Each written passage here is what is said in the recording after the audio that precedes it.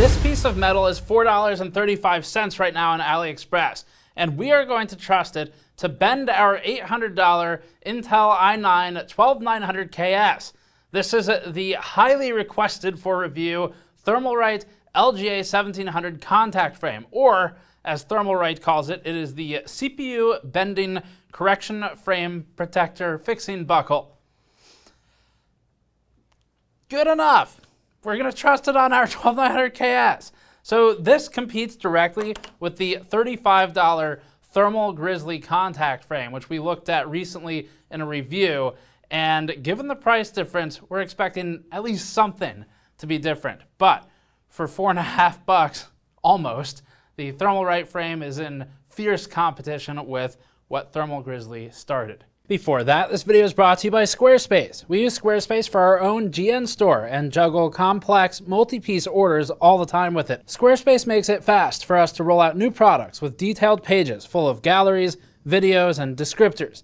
It's also useful for your own resume sites, for photographer or project portfolios, or for starting your new small business idea. There's never been a better time to try and start your new business than right now, and we can vouch that Squarespace makes it easy. Visit squarespace.com/gamersnexus to get 10% off your first purchase with Squarespace. The Thermal Grizzly frame reduced thermals by about 7 degrees Celsius for basically no work. It's a little bit. You have to swap out the Intel ILM, which is this thing, for a Thermal Grizzly contact frame. But other than that little bit of work, it's pretty simple. And for 7 degrees, that's a big drop, especially if you're looking at something like a small form factor solution where you need every degree Celsius you can get out of the CPU because your cooling options are limited. So now we're back to see how the Thermalright competing option does. We have one more we're gonna look at that we bought from Amazon. It was in between these two price points, but we're going to the extreme low today. Now, to be fair, Thermalright's contact frame sells for closer to $10 to $20 depending on what you're looking at online for US-based retailers like Amazon. But if you're willing to wait maybe 3 months to infinity, depending on if it ever shows up, then AliExpress gives you the cheapest option possible. These frames ship in pretty simple packaging, so it comes in one of these, and then there's gray, which you see here. There's a black option here. They all look the same in every way except for the color. There's red that you see here. It's a really nice red, actually. And then there's a blue option, which we have mounted to a motherboard right now, and you see that here. In addition to the colorways that they offer, it comes with a thermal paste syringe that is honestly mostly empty. It looks like it has a lot more paste than it really does because the plunger is almost all the way down. You get maybe a gram or a little more down here, and it comes with a Torx driver that you're going to need to tighten the screws. Now, the Thermalright frame colors are nice, and they do look good when installed on the board, but ultimately you're not buying this for the looks, you're buying it for function, and you won't even be able to see it once it's under a cooler anyway, unfortunately. But you can rest assured knowing that your build looks cooler than the next person's in ways that nobody can see or qualify.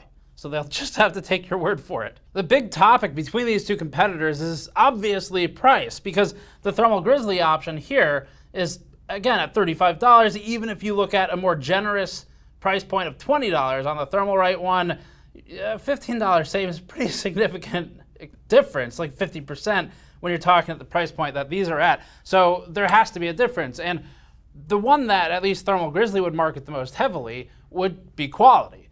Thermal Grizzly's biggest claim with its contact frame is that the tolerances are extremely tight. They claim no greater than a 40 micron difference in the thickness of this frame from unit to unit, and that affects the mounting pressure and how it all works. Meanwhile, Thermalright, well, we tested it, and we'll get back to that. Now, for Thermal Grizzly on these, the way they talk about installing it is by doing a witness mark on a screw, which we actually show in footage with Mike from our team, and then aligning it with one of the tick marks on the Thermal Grizzly contact frame, which allows you to get a pretty good estimation for torque without having a torque driver. And that level of accuracy is gone with the Thermalright solution, which instead takes a more YOLO approach of tighten it until it stops. So Thermal Grizzly's cost, whether or not it actually matters, we'll get to in a moment, comes from a few places. For one, we found when testing that the Thermalright frame has a thickness variance of about 240 microns, or 0.24 millimeters, and that's from one frame to the next. We have about 6 of them here or so. Thermal Grizzly's variance from frame to frame, again, is about 40 microns maximally. In theory, this variance would affect how tightly the user needs to install the screws, which will affect things like memory frequency stability at the high end, and potentially thermal performance, or at least the pressure distribution you'll get across the surface. Now, the frequency is the one variable we're not testing today because there's an unbelievable amount of variables there. It's extremely difficult to test, and it's hard to quantify ultimately because it's memory overclocking, and that gets very complicated for other reasons. So we're not able to isolate our own memory overclocking skill to the point where we could reasonably identify a difference between the frames. So we are going to be looking at the pressure, which we can do very well, and the thermals, which we can also do very well. So another reason for Thermal Grizzly's cost, when we were trying to figure it out, why can Thermalright sell for between $4 and say 10 to 20, and Thermal Grizzly is stuck at 35? It can't.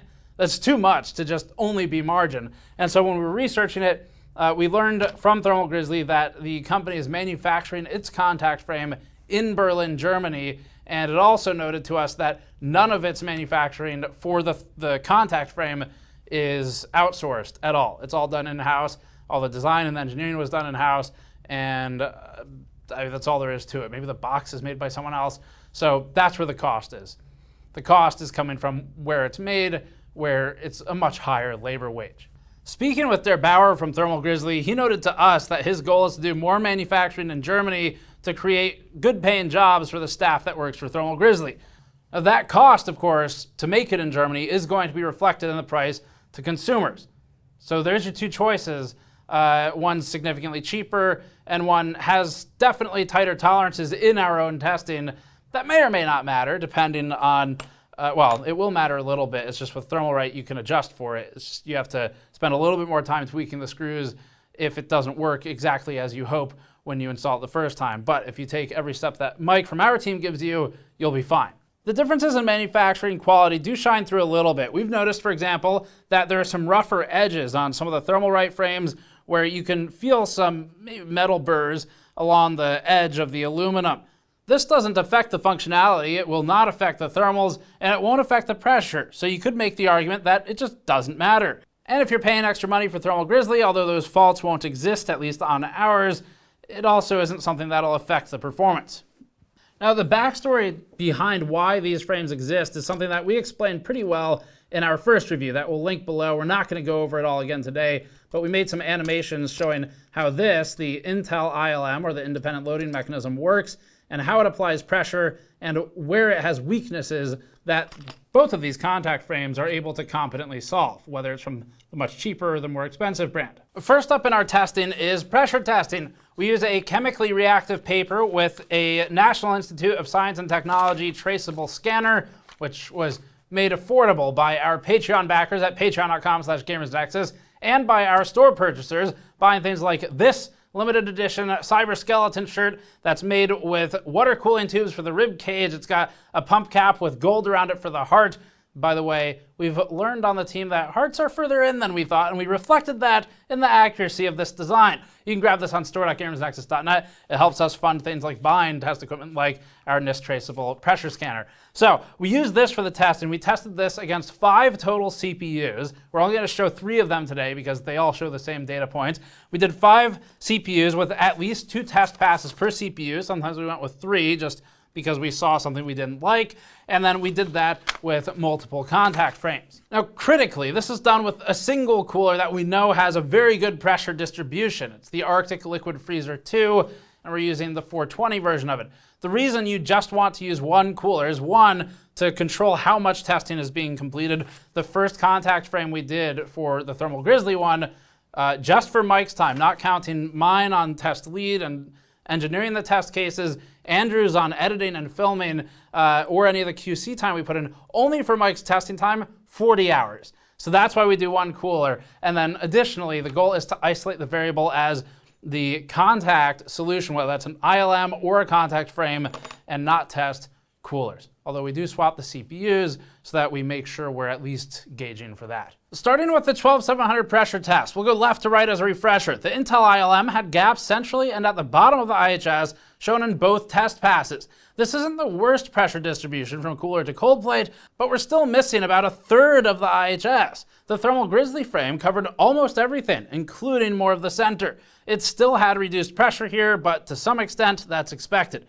There isn't any direct pressure application in the center, and it's the farthest point from the mount, from any of the screws. The Thermalright frame is the new one. This still resolves the bottom center gap that the Intel ILM had, and it looks similar to the Thermal Grizzly frame, so a very strong start for the much cheaper Thermalright option. The border coverage is more rounded than the Thermal Grizzly frame, and the center is overall lacking some of the pressure from the cooler. So we would say that these are a good improvement overall over the Intel frame, this one here, but not necessarily over the Thermal Grizzly frame. Versus Thermal Grizzly, it's basically the same between the two. Here's the 12900KS, starting at the left. The Intel ILM lacked coverage centrally and along the edge closest to the RAM, just like last time.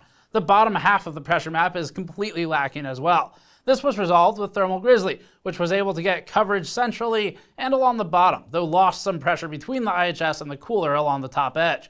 It was still a marked improvement, especially with the central coverage. The Thermalright frame improves on both the Intel ILM and the Thermal Grizzly solution. Its coverage is overall even, with a gap forming consistently and only in the bottom left. So for $4, this is looking good so far. With the i9 12900 non-K, the Intel ILM showed the same gap centrally and along the bottom as before. The Thermal Grizzly frame improved in all aspects, especially pressure centrally, and adding Thermalright to the mix, the coverage was mostly the same as Thermal Grizzly's. The center is improved. The RAM side edge now has coverage over the Intel ILM, just like with the Thermal Grizzly frame, and any remaining lacking areas of coverage are acceptable. Next up is thermal testing. So for this, it is extremely important to control all of the variables, especially the voltages and the frequency.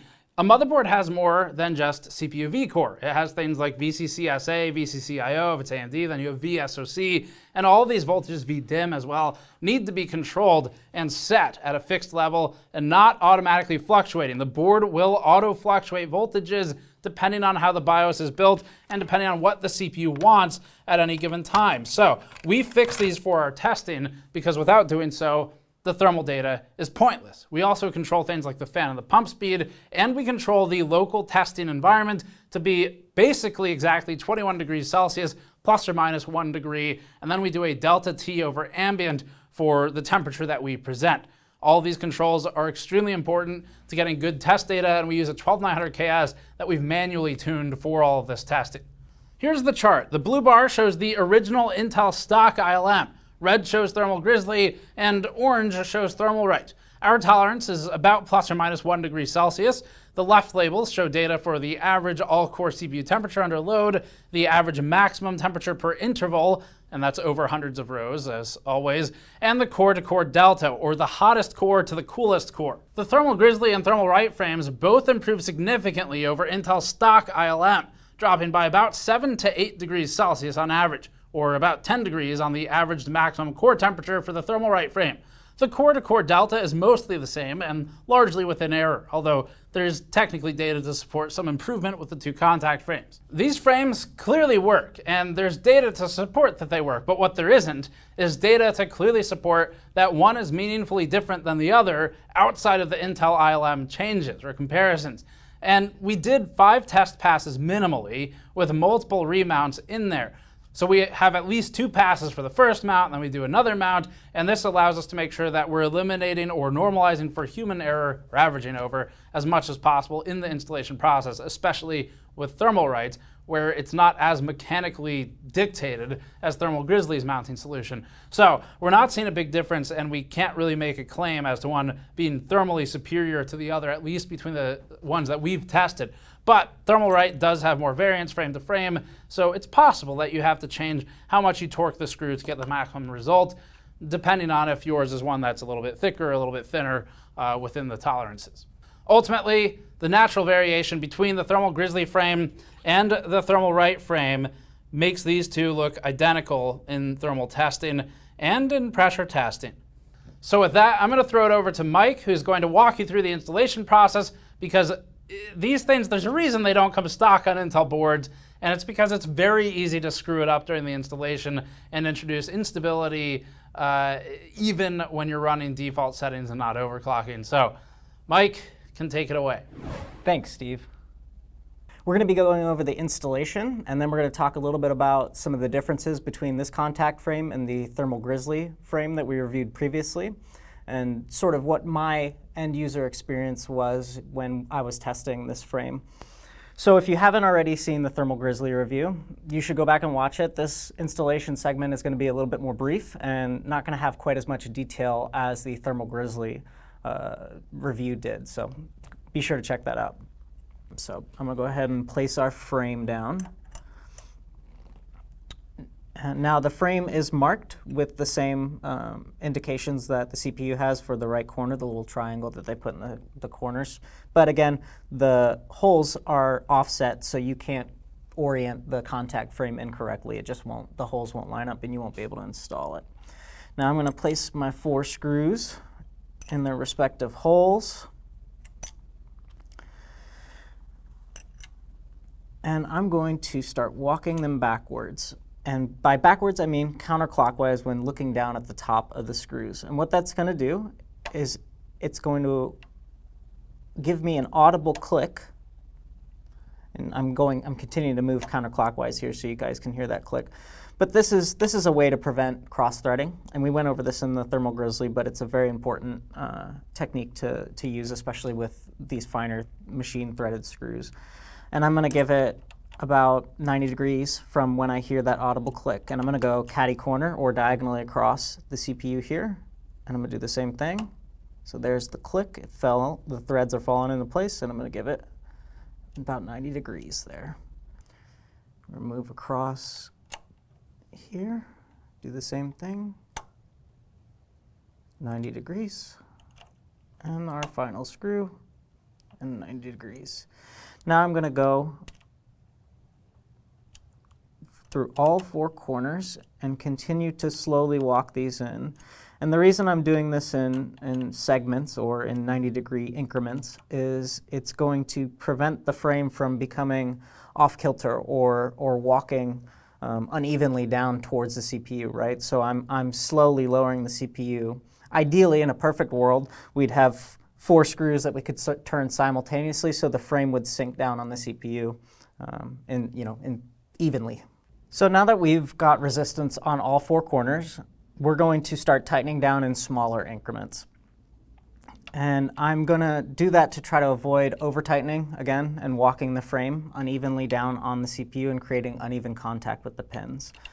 Now, Thermalright, unfortunately, doesn't provide any torque specs or guidance on how to do this process. Their instructions are picture-based, and they basically show you where the screws go and then show you the frame fully installed. While testing this, went until I hit a hard wall of resistance, and then I did not actually tighten into that hard wall of resistance. So I guess we could break it down into sort of 2 different steps. Right? During the initial installation, while we're walking it down, there shouldn't be any resistance, right? We walked our screws backwards, we got them to thread properly, and then we lowered the frame down onto the CPU. And then as soon as we hit that resistance, we slowly walked it down further until we hit a hard wall of resistance. So, and once we hit that hard wall, I didn't tighten it down any further. Because of the resistance of the pins pushing the CPU back up, it's creating tension on the frame and it's going to keep it locked into place. So that hard wall of resistance exists on this contact frame because the bottom of the frame is making physical contact with the top of the motherboard, which is of course different than the Thermal Grizzly solution, which doesn't actually go down and tighten all the way into the board. There's no washers or standoffs or anything that's actually touching the top of the PCB on the motherboard. I actually, in use, really liked this. It made for consistent mounting and certainly gave me a more measurable understanding of when the frame was evenly tightened down, as well as just being pretty darn secure. Because we worked through that second level of resistance, I knew I was, pushing the CPU down onto the pins and getting good contact. And I was kind of trusting Thermalright's machining and engineering that the CPU isn't getting pushed too far down or too far up. I didn't have any issues while testing this frame, getting it to boot or post. I caused no damage to boards, thank goodness. I'm sure Steve appreciates that. So overall, I was impressed. It of course looks pretty cool, but then again, who cares? It's not gonna be visible under a cooler. So that wraps up the installation segment, and I'm gonna throw it back to Steve.